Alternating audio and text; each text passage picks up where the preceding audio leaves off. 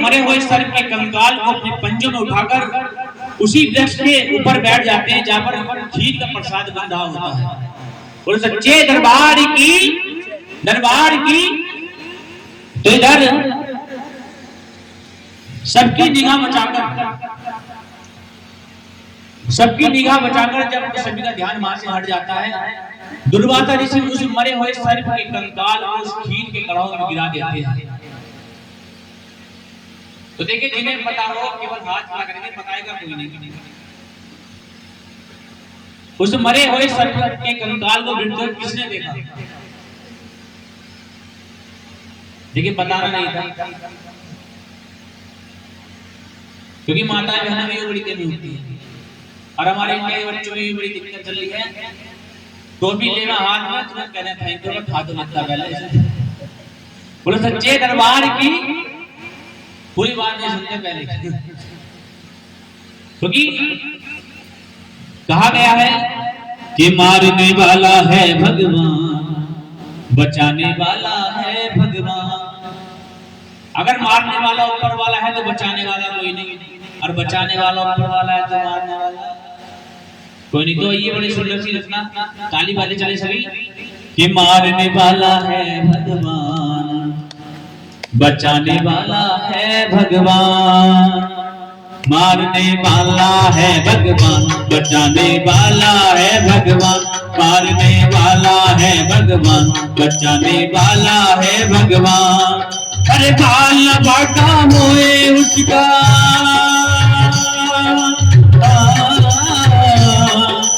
बाल बाटा मोए उसका, रक्षक दया निधान, मारने वाला है भगवान, बचाने वाला है भगवान, मारने वाला है भगवान, बचाने वाला है भगवान।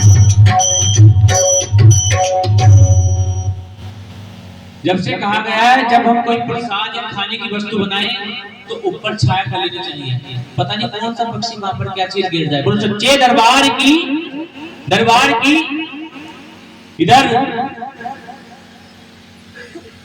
सभी ऋषि मुनि जैसे खीर के प्रसाद को निकालने के लिए आते हैं। अब छिपकली देवी के, हे माँ, मैं सबसे कैसे बताऊं कि ये खीर का जो प्रसाद है विषैला हो गया है? तो कहने लगी क्या, हे मैया जी, कैसे मैं हाल सुनाऊं माँ, कैसे मैं हाल सुनाऊं। ताली बजाने चले। हे मैया जी, कैसे मैं हाल सुनाऊं माँ, कैसे मैं हाल सुनाऊं। खीर बनी विषधारी माँ, नीला सर्पधारी माँ, नीला सर्पधारी, खीर बनी विषधारी, कैसे मैं लाज बचाऊं, कैसे मैं हाल सुनाऊं माँ, कैसे मैं हाल सुनाऊं। छिपकली कहने लगी कि माँ, सांस भी है और सांसों में साज नहीं है। कि माँ, इसमें सांस तो है लेकिन इसमें आवाज नहीं है। मन की वीणा बजती है माँ, पर इसमें आवाज नहीं है। ये जो मन की वीणा है ये बज रही है लेकिन इसमें इतनी आवाज नहीं। जब इन सबसे कह दूं एक खीर का प्रसाद विषैला हो गया, इसे मत खाओ। और कह रही क्या, मरने का गम नहीं माँ, ये खुशी गम नहीं माँ, मरने का गम नहीं, ये खुशी गम नहीं, खीर में मैं गिर जाऊं, कैसे मैं हाल सुनाऊं माँ, लाखों की जान बचाऊं। कि माँ, अगर मेरे अंदर भी आवाज होती तो मैं इसे बता देती, लेकिन अब जैसे ही सब खीर के प्रसाद को निकालने के लिए आते हैं तो वो सभी के सामने उस खीर के कड़ाह में अपने प्राणों को त्याग देती है। बोलो सच्चे दरबार की दरबार की। जैसे ही वहां पर ऋषि मुनि देखते हैं कि भाई इसने हमारे खीर के प्रसाद को विशाला कर दिया, कहते हैं छिपकली जब अगला जीवन तेरा नीचों में व्यतीत होगा। अब कहते हैं ना घर खीर तो बाहर में खीर, जब इंसान का बुरा वक्त चलता है तो कंटिन्यू चलता रहता है, हकीकत है। और जब इंसान का बुरा वक्त चलता है ना तो ऊंट पे बैठ के आदमी कुत्ता काटता है। और सच्चे दरबार की, क्योंकि कहते हैं कि दुख में सुमरन सब करे, सुख में करे ना कोई, और जो सुख में सुमरन करे दुख काहे को। अगर दुख में कह देना कि भैया जी इस पर दो एक बार राम राम कभी तो 10 बार करेगा राम राम राम राम भैया राम हो जरूर, आराम तो हो कम से कम, ये हकीकत है। और सच्चे दरबार की तो इधर ऋषि मुनि कहते हैं कि भाई अगर इस खीर के प्रसाद को हम कहीं वैसे लगाएंगे तो पशु पक्षी कोई भी खाएगा वो मर जाएगा। तो एक बड़ा सा गड्ढा खोदते हैं और उस खीर के प्रसाद को जैसे उसमें पलटते हैं, देखते हो उसे मरे सर का कंकाल पहले से पड़ा हुआ है। बोलो सच्चे दरबार की। तो पहले दिव्य दृष्टि हुआ करती थी, तो ऋषि मुनि देखते हैं दुर्वासा ऋषि गिद्ध का रूप धारण करके वृक्ष पर बैठा हुआ हंस रहा है, कह रहा है ओ बच गए। बोलो सच्चे दरबार की। दुश्मन ये चाहता है कि भाई ये कैसे बच गया। आदमी अपने दुख से दुखी नहीं, दूसरे के सुख से दुखी है कि इसने इतना काम कर कैसे लिया। आज तो आज भाई ये जागरण वाले कहां से आ गए, ना हमें सोचते रहे ना कुछ हो रहा। बोलो सच्चे दरबार की, दरबार की हकीकत है। तो इधर जैसे खीर के प्रसाद को पढ़ते हैं, मरे सर का कंकाल देखते हैं, कहते हैं छिपकली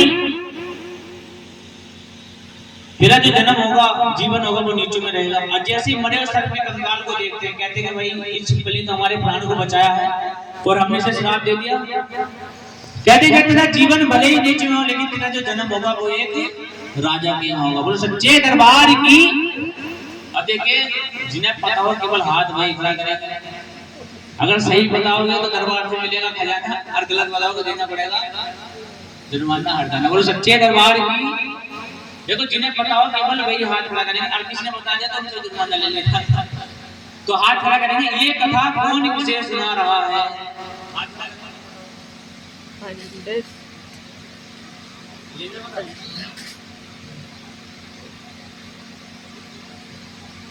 कई बार बताया। कौन सुना रहे हैं? पंडित जी। कौन सुन रहे हैं? राजा। ये पिछले 3 जन्मों की कहानी पंडित जी राजा को सुना रहे थे। वो सच्चे दरबार की, दरबार की। तो इधर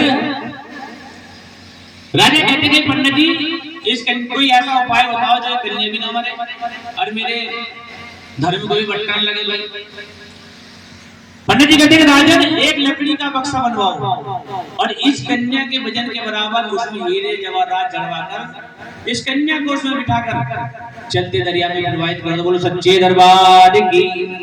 अब राजा उस कन्या को बहाने के लिए चल देते हैं कि दिल के टुकड़े को बहाने चल दिए। ठीक है, ताली बजाते चले। ताली बजाने के फायदा एक तो ब्लड प्रेशर कंट्रोल, दूसरी बात नींद आने, तीसरी बात तो अच्छा जा रहा है उसका भी हैप्पी बर्थडे। बोलो सच्चे दरबार की।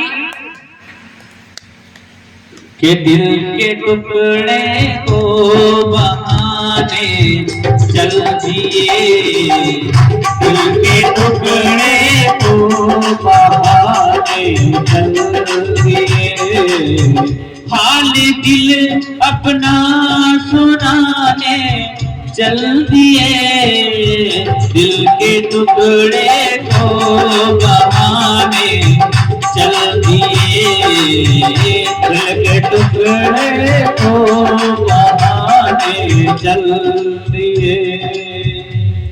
अब इधर आपने देखा होगा बच्चे का जब जन्म होता है तो बच्चे अपने आप ही हंसता है, अपने आप ही रोता है, क्योंकि उसे अपने पिछले जन्मों की बात तो पता रहता है। अपने अच्छे दिन याद करके हंसता है, बुरे दिनों को याद करके रोता है। जैसे जैसे उसका शरीर